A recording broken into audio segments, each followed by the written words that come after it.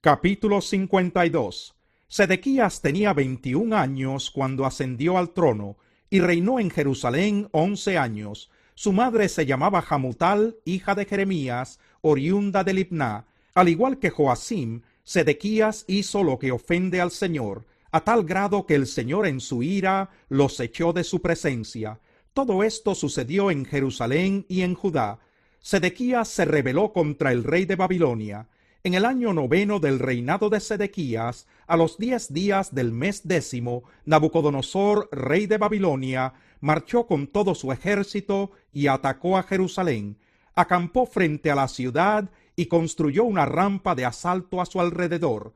La ciudad estuvo sitiada hasta el año 11 del reinado de Sedequías.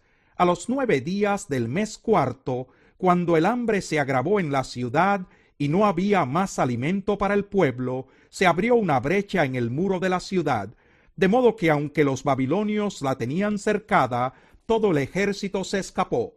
Salieron de noche por la puerta que estaba entre los dos muros, junto al jardín real, huyeron camino al Arabá, pero el ejército babilonio persiguió al rey Sedequías hasta alcanzarlo en la llanura de Jericó.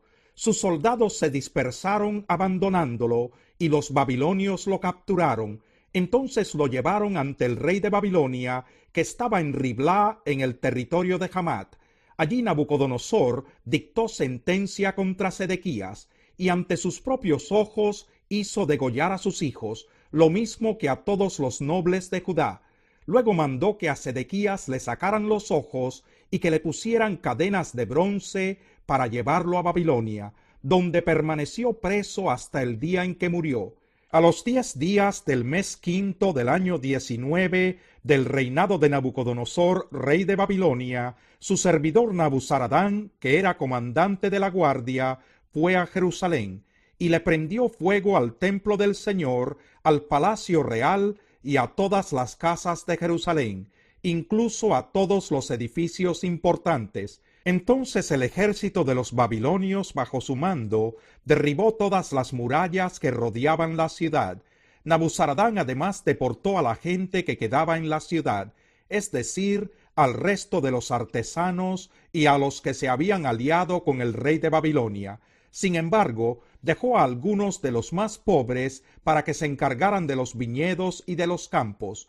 Los babilonios quebraron las columnas de bronce, las bases y la fuente de bronce que estaban en el templo del Señor, y se llevaron todo el bronce a Babilonia. También se llevaron las ollas, las tenazas, las despabiladeras, los tazones, la vajilla y todos los utensilios de bronce que se usaban para el culto. Además, el comandante de la guardia se apoderó de las palanganas, los incensarios, los aspersorios, las ollas, los candelabros, los platos y fuentes para las libaciones, todo lo cual era de oro y de plata.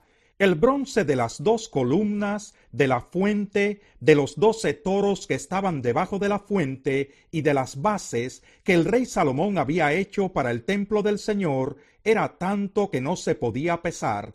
Cada columna medía 8 metros de altura y 5 y medio de circunferencia. Su espesor era de 8 centímetros y era hueca por dentro. El capitel de bronce que estaba encima de cada columna medía 2 metros de altura y estaba decorado alrededor con una red y con granadas de bronce. Las 2 columnas tenían el mismo adorno. De cada columna pendían 96 granadas, y las granadas que estaban alrededor de la red eran 100 en total. El comandante de la guardia tomó presos a Seraías, sacerdote principal, a Sofonías, sacerdote de segundo rango, y a los 3 porteros. De los que quedaban en la ciudad, apresó al oficial encargado de las tropas, a 7 de los servidores personales del rey, al cronista principal del ejército, encargado de reclutar soldados de entre el pueblo, y a 60 ciudadanos que todavía estaban dentro de la ciudad. Después de apresarlos, Nabuzaradán, comandante de la guardia, se los llevó al rey de Babilonia que estaba en Riblá. Allí en el territorio de Hamat, el rey los hizo ejecutar. Así Judá fue desterrado y llevado cautivo. Este es el número de personas desterradas por Nabucodonosor. En el año séptimo de su reinado, 3023 judíos. En el año 18 de su reinado, 832 personas de Jerusalén. En el año 23 de su reinado, Nabuzaradán, el capitán de la Guardia Real, desterró a 745 judíos. En total fueron desterradas 4.600 personas. En el día 27 del mes duodécimo del año 37 del exilio de Joaquín, rey de Judá, Evil-Merodach, rey de Babilonia, en el año primero de su reinado, indultó a Joaquín y lo sacó de la cárcel. Lo trató amablemente y le dio una posición más alta que la de los otros reyes que estaban con él en Babilonia. Joaquín dejó su ropa de prisionero y por el resto de su vida comió a la mesa del rey. Además, durante toda su vida y hasta el día de su muerte, Joaquín gozó de una pensión diaria que le proveía el rey de Babilonia. Lamentaciones. Capítulo 1. Ay, cuán desolada se encuentra la que fue ciudad populosa.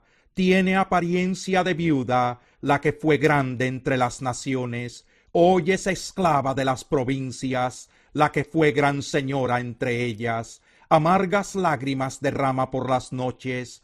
Corre el llanto por sus mejillas. No hay entre sus amantes uno solo que la consuele. Todos sus amigos la traicionaron, se volvieron sus enemigos. Humillada, cargada de cadenas, Judá marchó al exilio.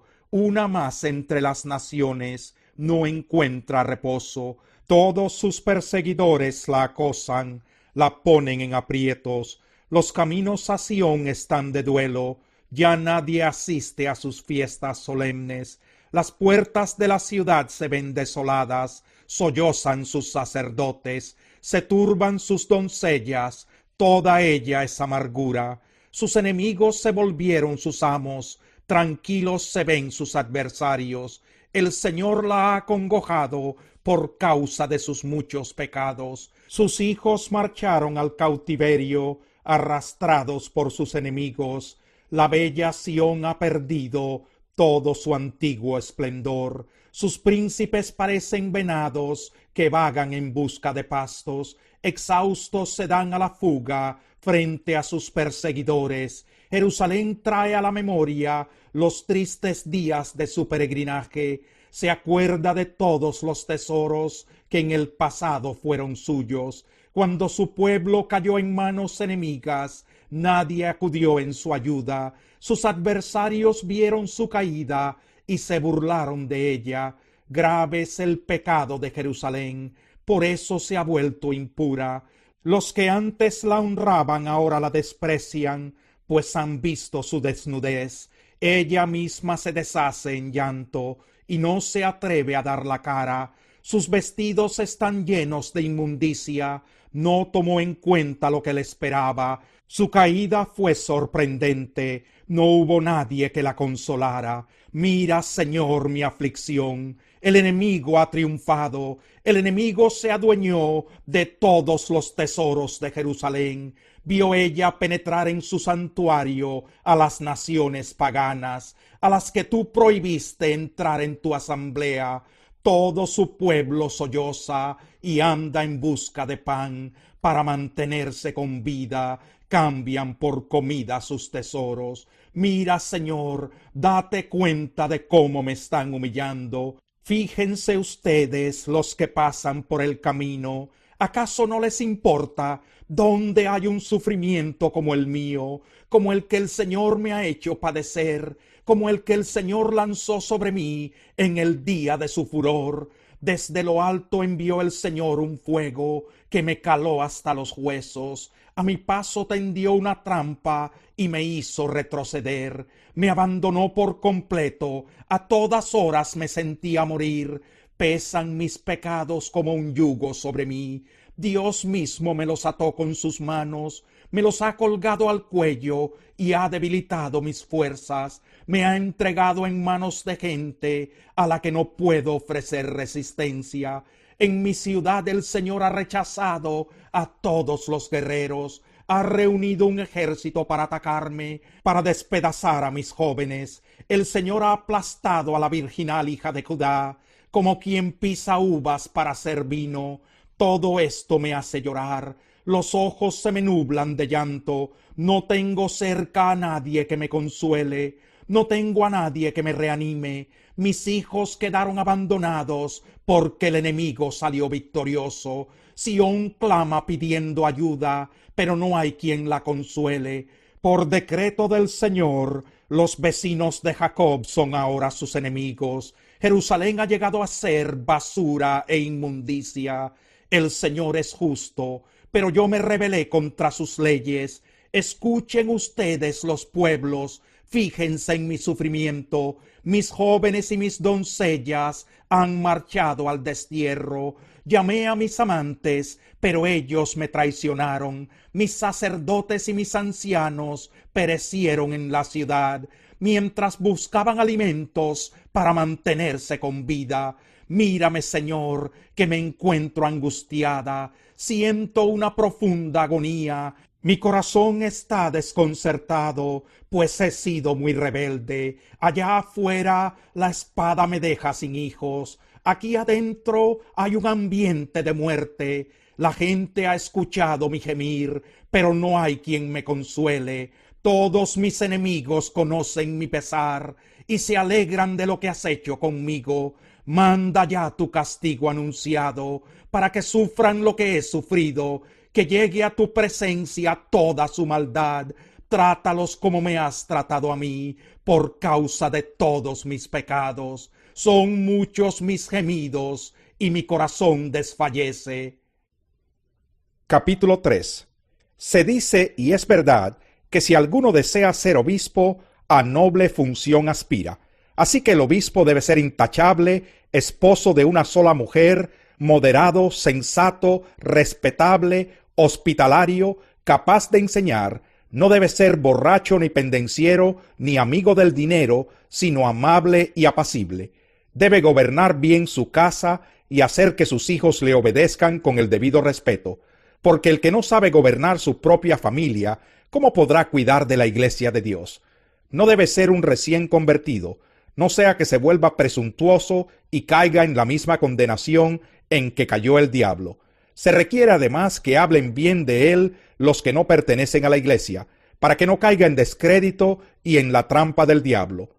Los diáconos igualmente deben ser honorables, sinceros, no amigos del mucho vino, ni codiciosos de las ganancias mal habidas.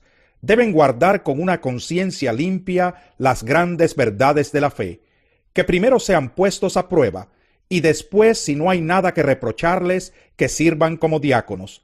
Asimismo, las esposas de los diáconos deben ser honorables, no calumniadoras, sino moderadas y dignas de toda confianza. El diácono debe ser esposo de una sola mujer, y gobernar bien a sus hijos y su propia casa. Los que ejercen bien el diaconado se ganan un lugar de honor y adquieren mayor confianza para hablar de su fe en Cristo Jesús. Aunque espero ir pronto a verte, escribo estas instrucciones para que si me retraso, sepas cómo hay que portarse en la casa de Dios, que es la iglesia del Dios viviente, columna y fundamento de la verdad. No hay duda de que es grande el misterio de nuestra fe. Él se manifestó como hombre, fue vindicado por el Espíritu, visto por los ángeles, proclamado entre las naciones, creído en el mundo, recibido en la gloria.